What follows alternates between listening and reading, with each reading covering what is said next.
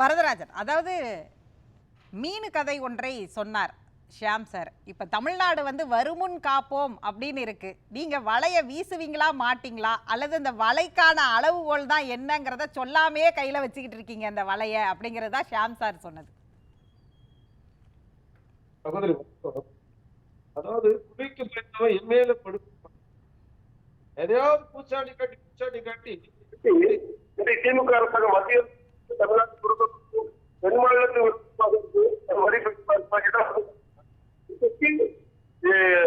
ஒரு பூச்சாண்டி காட்டி கொண்டிருக்கு. அந்த பூச்சாண்டி கேட்டா தன்னுடைய தோல்விகளை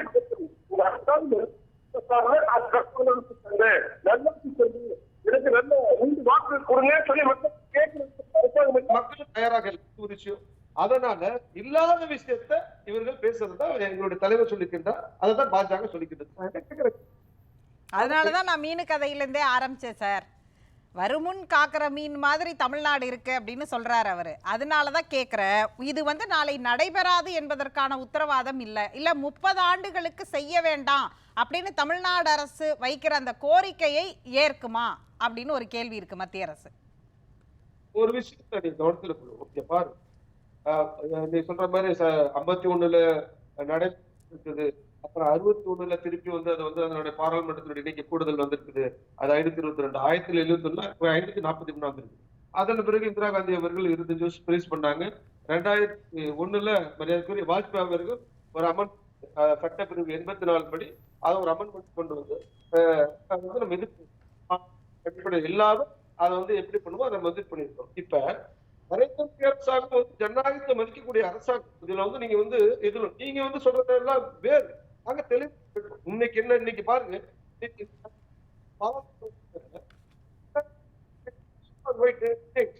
இதே அடிப்படையில போக நாங்க சொல்றோம். 14% அதே அடிப்படையில் எக்ஸ்பெக்ட் ஆகும் நாங்க சொல்றோம். ஒரு விஷயம், இப்ப தென் மாநிலத்தினுடைய ஒட்டுமொத்த 12% நீங்க மக்களவை அடிப்படையில் வந்து பாத்தீங்கன்னு சொன்னா 132 தொகுதி, கிட்டத்தட்ட 25% தென் மாநிலங்கள்ல இருக்குதா இல்லையா?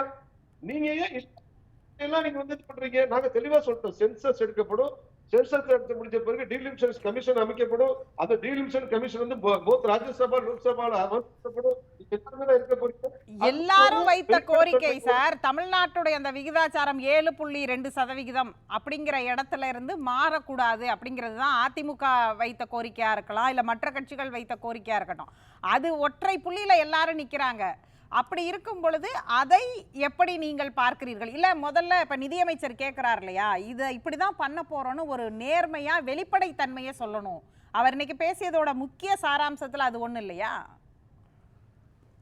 சகோதரி மேடம், அதாவது தெளிவா சொல்றேன். இன்னைக்கு உள்ள போனவங்க போய் என்ன எத்தனை பேர் என்ன பேசுறாங்கன்னு பாருங்க. உள்ள போயிட்டு வெளியில வந்து பேசுறவங்க பேட்டி பாருங்க, பல்வேறு விஷயங்கள். அதாவது ஒரு விதமான டிராமா அரங்கேற்றீங்களாங்கிறத பல பேர் பேசியிருக்காங்க. அதையும் வந்து இதை பத்தி வாதிக்கலாம், அதுக்குள்ள விளக்கமா போக முடியாது. பாரதிய ஜனதா கட்சியே சொல்றோம்னு சொன்னா, நாங்கள் திறந்த மனதோடு இருக்க வெளிப்படுத்தோடு இருக்கிறோம். நாங்கள் காங்கிரஸ் கட்சி இல்ல, ஜனநாயக குரல்களை நொடுப்பதற்கு இந்திரா காந்தி இல்ல, இது பாஜக.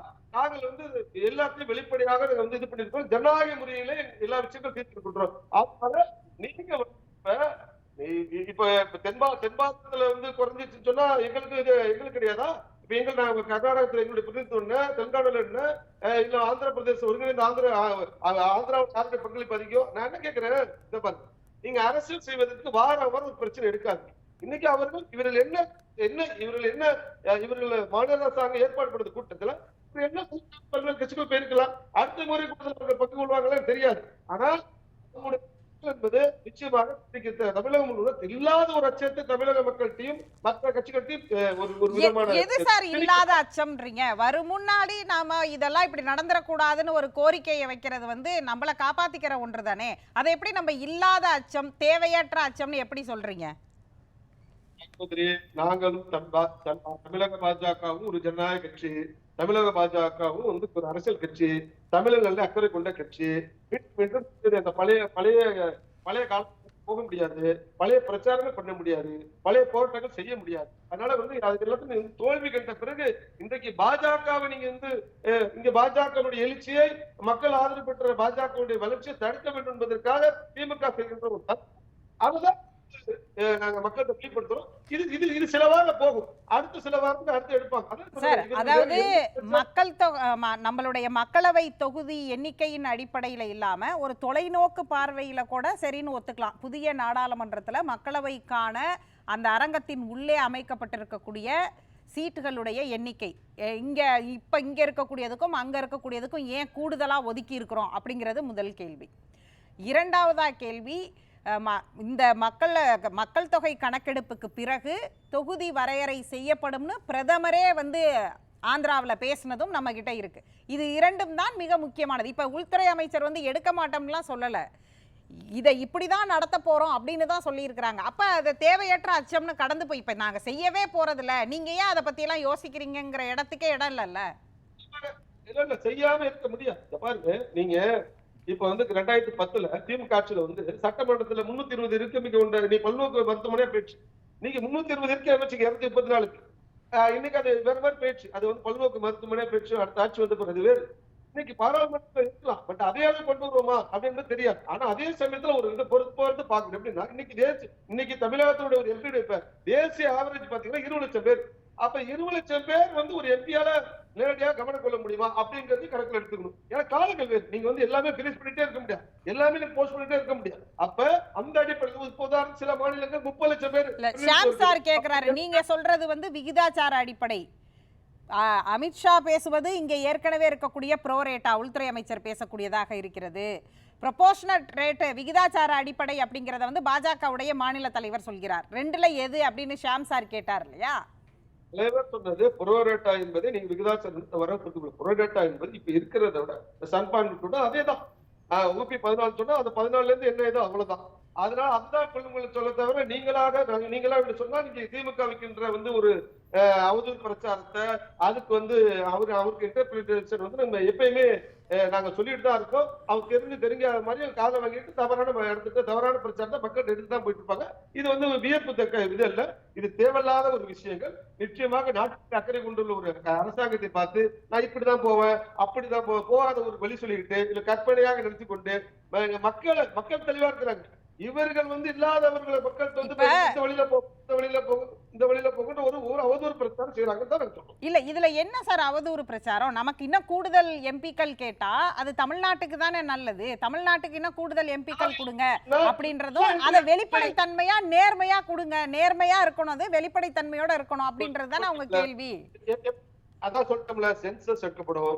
அதற்கு டீலிமிஷன் கமிஷன் எப்படி இருக்கும்? டீலிமிஷன் கமிஷன்ல உச்ச நீதிமன்றம் தலைமை நீதிபதி கட்டாயம் இருப்பார். இல்லை என்றால் உச்ச நீதிமன்றம் ஓய்வு நீதிபதி இருப்பார்.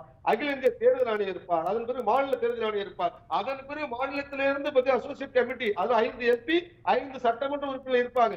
இது அடுத்தது வல்லுநர்கள். இவர் அடிப்படையில் இது அதன் பிறகு பாராளுமன்ற ராஜ்யசபா அப்ரூவல் ஜனநாயக பேசுறோம்.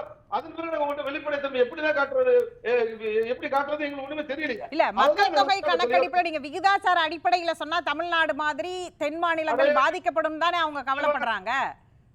கிடையாது, அப்படி கொண்டு வந்தா வாய்ப்பே. அதாவது ஹெல்த் மிஷன்ல குடும்ப கட்டுப்பாடுங்கிற ஒரு ஸ்கீமை மத்திய அரசு தான் அறிவுறுத்துது. அதை ஃபாலோ பண்ண மாநிலங்களுக்கு இப்ப தண்டனையா அப்படின்னு ஒரு கேள்வியை வைக்கிறாங்கல்ல. மத்திய அரசு பொத்தாமதாக பேசக்கூடாது. 1978 எமர்ஜென்சில யார் கட்டாய குடும்ப கட்டுப்பாடு கொண்டு வந்தா, யார் 1926 அது ரொம்ப இருக்குன்னு சொன்னது யாருன்னா இந்திரா காந்தி நேரடியா காங்கிரஸ். அப்படி பார்த்தா 2001 மத்திய அரசால் மட்டும்தானே சார் அது செய்ய முடியும். அவர் என்ன காங்கிரஸ் ஆபீஸ்ல உட்கார்ந்து அதை பண்ணினாரு? இந்திரா காந்தியே செய்திருந்தாலும் மத்திய அரசு அதை கொண்டுட்டு வருது. அதுக்கப்புறம் நீங்க ஆட்சியில இருந்தீங்க, அதுல ஏதாவது மாற்றம் கொண்டு வந்தீங்களா? அது பாட்டுக்கு அப்படியே தானே ஃபாலோ ஆகுது. 2001 நாங்க 84 நாங்க என்ன கொண்டு வந்தோம் அதே பாருங்க. மக்கள் தொகை அடிப்படையில பெரிஸ் பண்ண தவிர மக்கள் தொகை அடிப்படையில் திருப்பி கொண்டு வரும் சொல்லிருக்கோமா? கிடையவே கிடையாது. அப்பயும் சென்ஸ் எடுத்து இதே புரோட்டா அடிப்படையில் கொண்டு வந்தோம். நாங்க அமெண்ட்மெண்ட் கொண்டு வந்தோம். அப்ப அதுதான் நாங்க பொறுப்பாக வாஜ்பாய் அவர்கள் அதான் சொன்னாங்க. உண்மையாக சில இடத்துல கட்டுப்பாடு நடந்திருக்குது, சில இடத்துல பாத்தீங்கன்னு சொன்னா கட்டுப்பாடு கடைபிடிக்கவில்லை.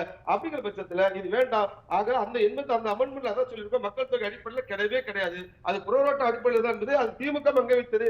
ஏகமனதாக அந்த அமெண்ட்மெண்ட் கொண்டு வந்தப்ப எல்லா கட்சிகளும் கையெழுத்து போட்டன என்பதை மறந்துடக்கூடாது என்பது பாஜக சொல்லுது. பேசலாம்.